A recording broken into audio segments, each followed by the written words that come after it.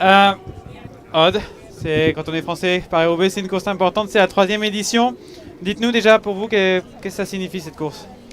Pour moi, c'est l'une des plus grosses classiques du calendrier avec le Tour des Flandres. C'est forcément les deux autres gros objectifs de la saison quand on aime les classiques. Et voilà, Paris-Roubaix en tant que Français, c'est sûr que ça met un plus, on va dire, par rapport au Tour des Flandres. Et voilà, j'espère que ça va bien se passer aujourd'hui. On l'aime ces classiques, on arrive à y prendre du plaisir malgré la dureté, la difficulté. Ouais, c'est ça qui est un peu étrange, c'est qu'on part un peu avec l'appréhension. On a un peu un mélange de toutes les sensations de peur, d'excitation et l'envie de bien faire. Mais c'est sûr que tout le monde au départ, je pense, a un peu de peur et c'est normal.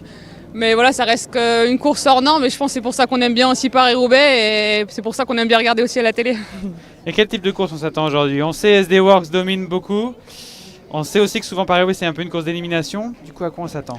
Ouais, c'est vrai que tout le monde aura un peu les yeux rivés sur Lotte Kopecky notamment qui domine ce début de saison sur les pavés. Mais voilà, comme on dit, Paris-Roubaix, c'est aussi avoir un peu de chance et puis essayer d'anticiper justement l'équipe SD Works et avoir un temps d'avance sur cette course.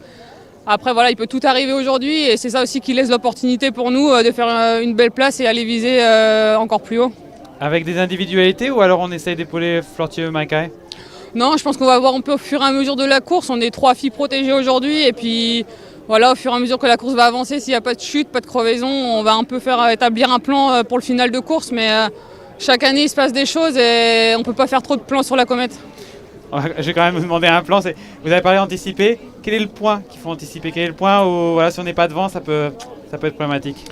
On va dire que Mont-Saint-Pével, ça commence à être un des points importants de la course et voilà, c'est à partir de là que les choses sérieuses vont commencer. Mais voilà, on a très bien vu que la première édition, c'est parti dès le premier secteur et elle a été jusqu'au bout, donc on peut jamais trop savoir ce qui peut se passer. Et c'est ça qui rend la course excitante, c'est qu'on peut jamais déconnecter et toujours rester vraiment focus sur la course du début jusqu'à la fin au final. Merci beaucoup. Bonne chance.